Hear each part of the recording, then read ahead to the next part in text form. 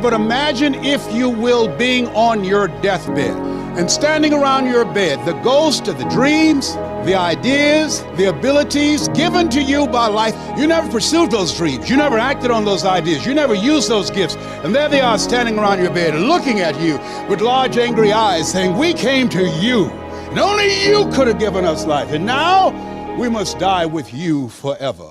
People go to jobs that they hate, 87% of Americans, and guess what? And they pray they don't get fired.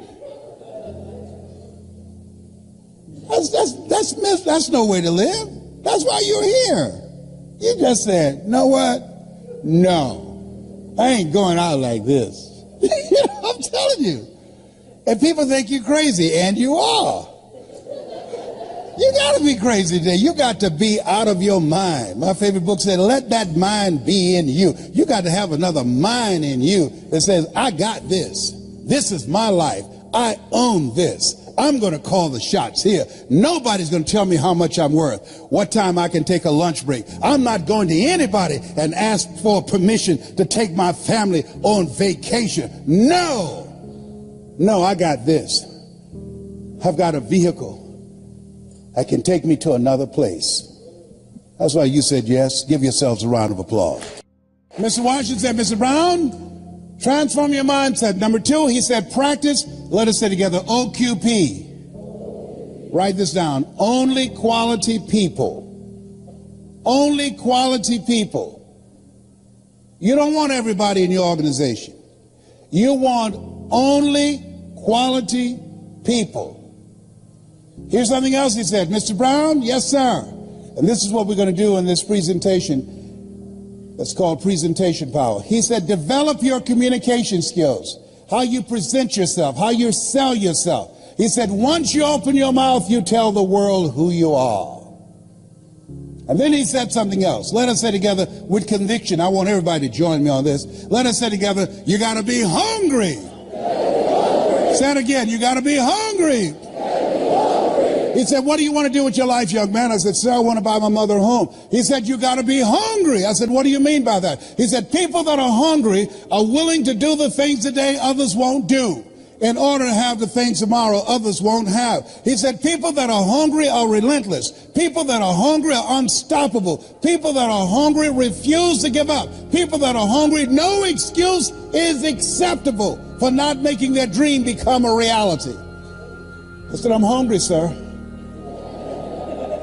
I'm hungry to take care of my mother. I'm hungry to that she'll never have to pay another bill once I turn 18. And she hasn't, Mr. Washington. I'm hungry, sir, for another life. I'm not going to die here in Liberty City. I want to travel, sir. I want to see the world. He said, you can do that, sir.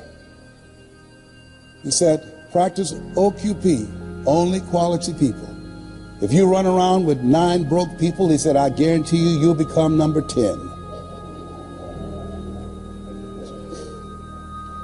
He said, work on your mindset. Listen to these audio programs I'm giving you every day. Glenn Turner, Dare to Be Great, every day. Dr. Norman Vincent Peale, Jim Rohn, every day. Zig Ziglar, program your mind, Mr. Brown. He said, how do you plan to buy your mother a home? I said, sir, I want to become a disc jockey. He said, is that right? I said, yes, sir. He said, good. He said, work on your mind. Here are my car keys. What do you want me to do with this? At lunchtime, go in my car, turn on the radio, and listen to Paul Harvey. Why? He's the world's greatest communicator. You want to be successful? Yes, sir. He says, listen and study people that are great communicators. That's the key to controlling your future. I said, but that's at lunchtime. In order to be successful, you got to be hungry. You got to be willing to do the things today others won't do. Are you willing to do that to be successful? To buy your mother home? Yes, sir. Yes, sir. And that's what you have done.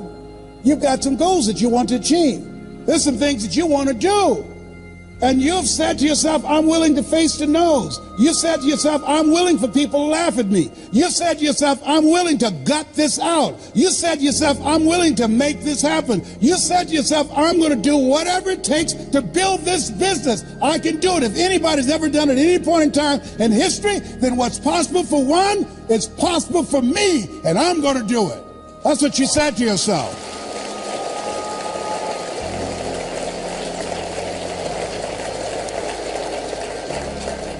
He said, listen to Paul Harvey every day. So you want to be a disc jockey? Yes, sir. He said, I want you to create your format. What will your personality be? What style are you going to have? I said, wait a minute, sir. I want to be a disc jockey, but I don't have a job yet. And then he said something. He said, it's better to be prepared for an opportunity and not have one than to have an opportunity and not be prepared. He said, you got to expect to become successful. Let us say together, I expect to win. I expect to increase my recruitment. I expect to be a great presenter. I expect to become a millionaire. It's my time. It's possible. It's necessary. It's me. It's hard. It's worth it. Nietzsche said, if you know the why for living, you can endure almost anyhow. Your homework assignment is write down 5 reasons that will make it worth it for you. So when the tough times come, and they're going to come, when you feel like you can't see the light at the end of the tunnel, and that's a part of the process, your reasons will be your rod and staff to comfort you, to take you through the storms of life. He told me, you want to be a disc jockey? Practice on your communication skills. Visualize yourself talking to thousands of people, Mr. Brown. See yourself on stage presenting. Be willing to invest in yourself. Warren Buffett was being interviewed by a financial analyst on CNN. He said, what's the most important investment a person can make today? Warren Buffett, a billionaire, has billions of dollars in the stock market, billions of dollars in real estate. He looked at the reporter and said, the most important investment you can make is in yourself. The reason you're here, the reason you invested your money, your time and energy and transportation and the room and all the costs in a so-called tough economy, because you have the mindset of a billionaire. You know, investing in yourself, you are your most treasured asset. Give yourselves a round of applause. Come on, bring energy level up.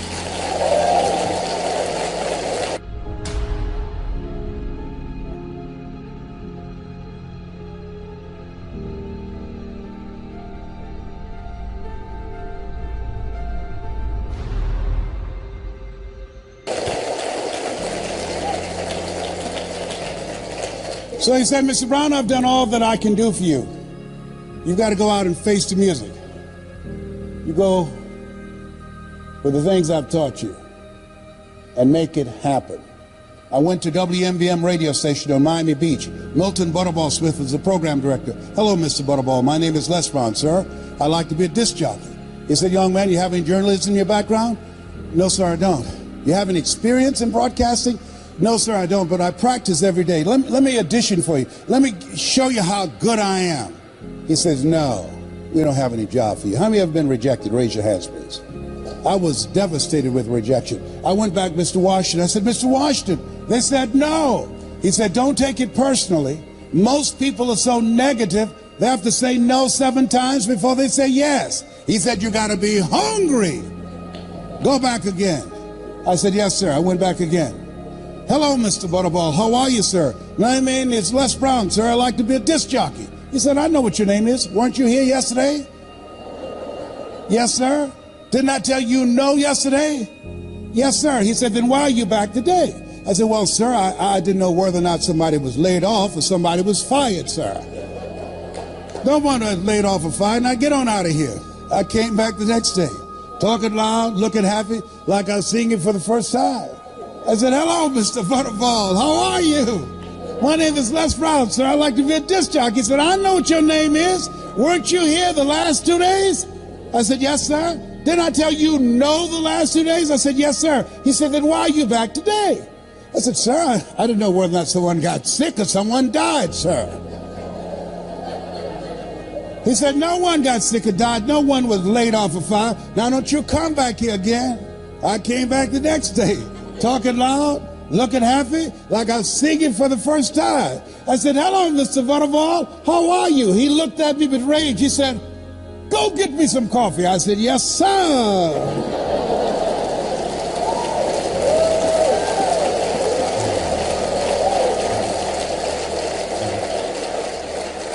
My favorite book said, the greatest among you will be your servant.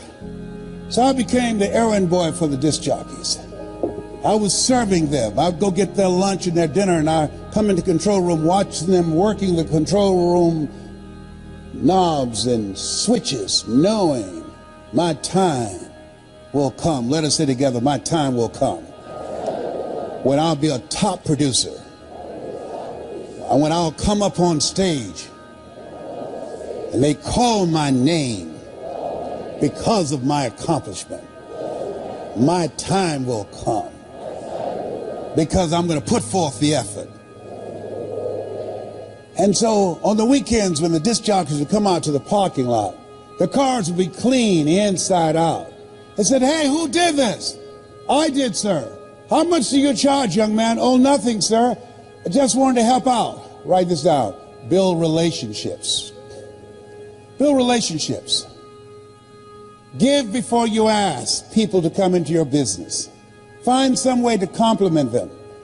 Talk to them, ask them questions. Find out what's important to them, what's stressing them out, what keeps them up at night, what drives them, what they value.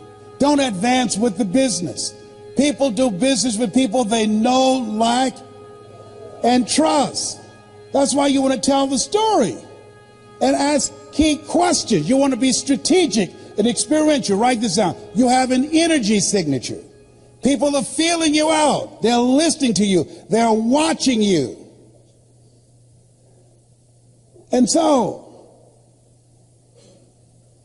it said, look, here are my car keys, young man. Diana Ross and the Supremes are coming to town, the Four Tops and the Temptations. I want you to pick them up at the airport and take them to the Fontainebleau Hotel on Miami Beach. It is my pleasure to serve you, sir. I would drive these entertainers all over Miami Beach in the disc jockeys' big long Cadillacs. I didn't have any driver's license, but I'd drive it like I had some. Then one day, it's a Saturday afternoon, a disc jockey by the name of Rockin' Roger was drinking while he was on the air. Rockin' Roger got so drunk, he could not complete the show. He began to slur his words. He's about to fall off the chair. It's a Saturday afternoon, and I was the only one there, looking at him through the control room window, walking back and forth, young, ready, and hungry. I was saying, drink, rock, drink. Drink, rock. I'd have gone and get him some more if he'd asked me to. Then pretty soon the phone rang. It was a general manager. I said, hello? He said, young boy, this is Mr. Clyde. I said, I know. He said, Rock can't finish the program. I said, I know. He said, will you call one of the other DJs in? I said, yes, sir. I hung the phone up and said, now he must think I'm crazy. I called my mama and my girlfriend, Cassandra. I said, y'all come out on the front porch, turn up the radio. I'm about to come on the air.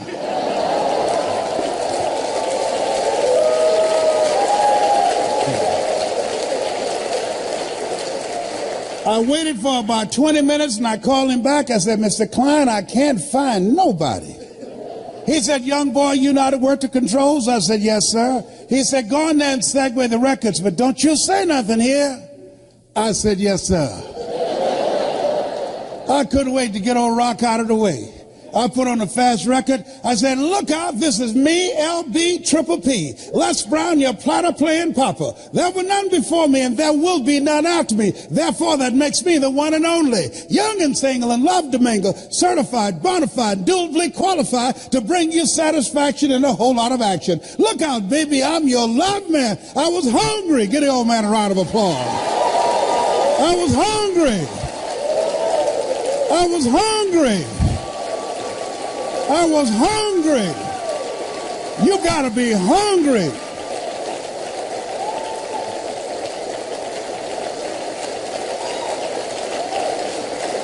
Shake someone's hand on your right and left and say, you got to be hungry. Do that right now. Shake somebody else's hand.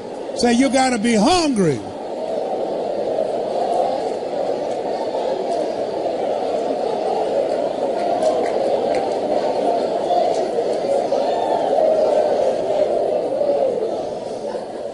People that are hungry believe if you do what is easy, your life will be hard. But if you do what is hard, your life will be easy. People that are hungry believe what Zig said when he said, if you give enough people what they want, they will give you what you want. People that are hungry believe always strive to get on top in life because it's the bottom that's overcrowded. People that are hungry are uncommon people. They say yes to their dreams. They say yes to an opportunity where they can develop their entrepreneurial skills, where they can develop their mind and their leadership skills, where they can become versatile and flexible and create and build a business they can be proud of. People that are hungry have a vision of themselves when they leave here, leaving a legacy and not liabilities. People that are hungry understand that most people die at age 25 and don't get buried till they're 65 because they're not willing to take a chance on themselves. People that are hungry are a rare breed. They're risk takers. I don't know what you want to do. Seemed like yesterday when I was the new kid on the block. Now at 68, I'm the old timer. I used to think people in their 40s were old. Now I'm 68, I feel like I served at the Lord's Supper. And I know I look young for 68 because I used mascara to cover my gray hair. I was over there asking Marita. I said, Marita, can you have any of this mascara? She said, oh, you look just fine. My kids say, Daddy, you look distinguished with your gray hair. I said, 68, I'm not trying to look distinguished. I'm trying to look young. I got to tell you this story. Don't tell anybody, please. I gave this speech at the Georgia Dome. And after I finished, it's called It's Not Over Till I Win. And after I finished, somebody came back and said, Mr. Brown, I know you're tired, and our speaker canceled. Do you have enough energy to do another program? I said, no, I'm tired. He said, we can pay you a full fee of $25,000. I said, the Lord is able.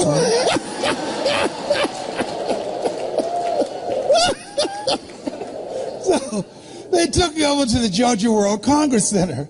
And it was an intimate setting. People were very close to the stage. So I looked in the room, and then I went to the restroom and got my little Mademoiselle mascara out to cover my grape, you know, Eva Bush stash and everything. So I came in the room. The lady wanted everybody to know that she knew me. So she said, there he is, Les Brown. I came up on the stage. She holds her cheek out for me to kiss it. I kissed her on the cheek and left this big black smudge on her face. I said, oh, my God.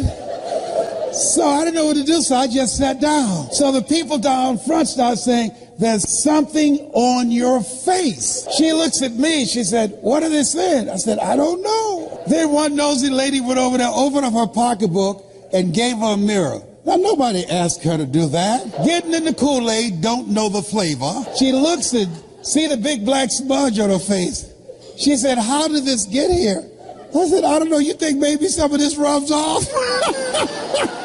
Well, the reason I'm telling you this, don't worry if I kiss you today, because Marie said, you don't need it. You'll be just fine. You look distinguished. Whatever.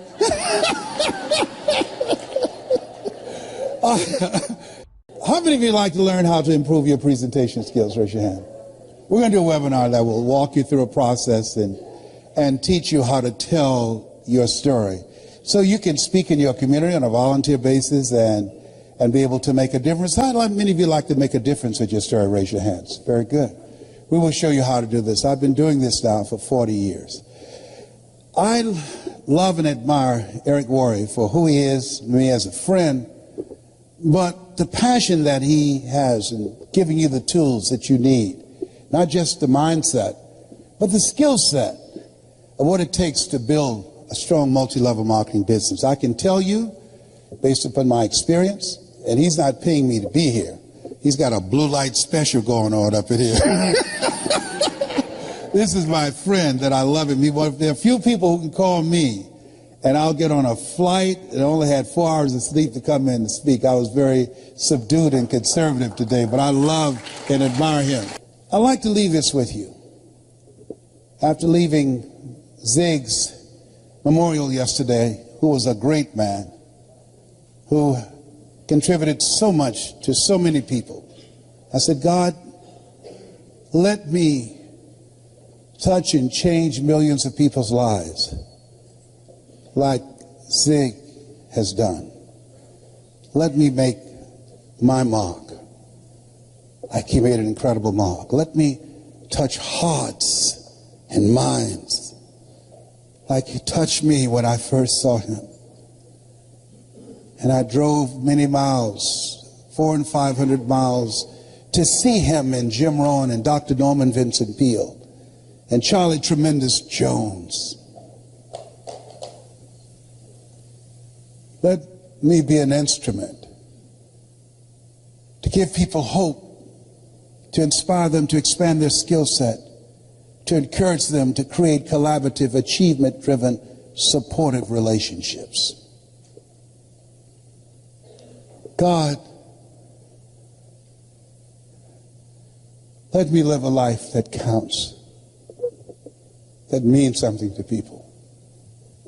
God, help me to be able to inspire people like Mr. Washington inspired me, like Mike Williams, my mentor for the past 43 years, who saw something in me I could not see in myself, who believed in me when I didn't believe in myself.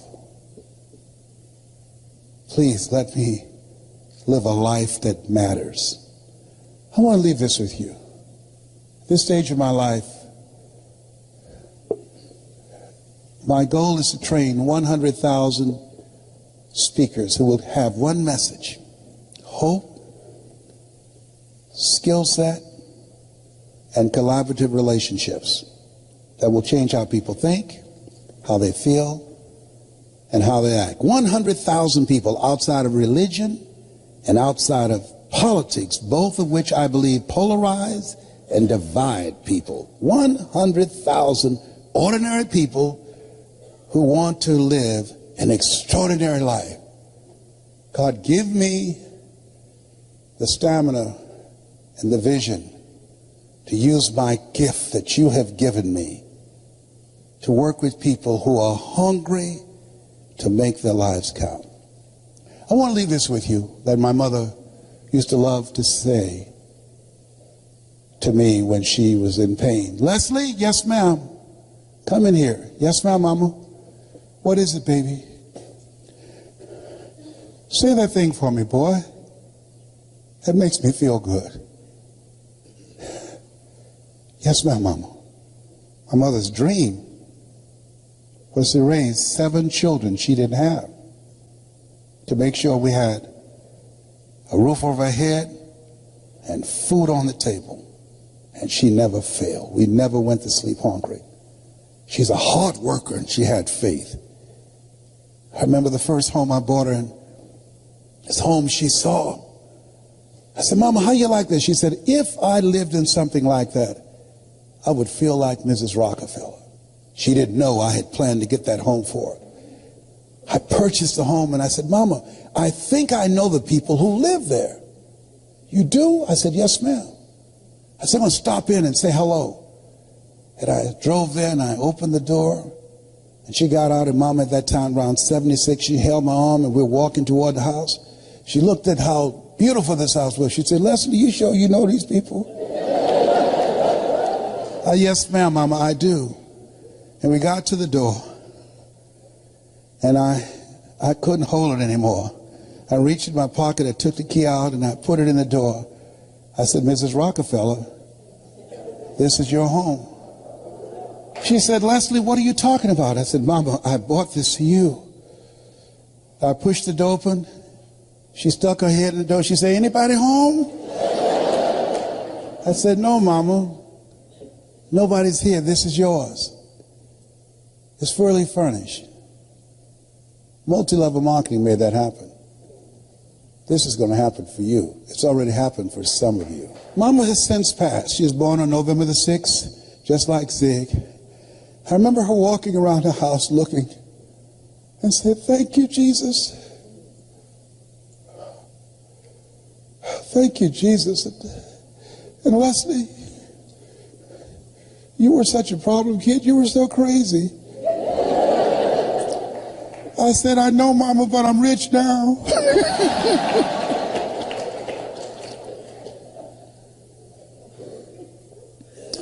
I dedicate this to the dream in you. Say that thing for me, boy. Yes, ma'am. If you want a thing bad enough to go out and fight for it, to work day and night for it, to give up your time, your peace, and your sleep for it, if all that you dream and scheme is about it, and life seems useless and worthless without it, and if you gladly sweat for it and fret for it and plan for it and lose all your terror of the opposition for it, and if you simply go after that thing that you want with all of your capacity, strength and sagacity, faith, hope, and confidence, and stern pertinacity,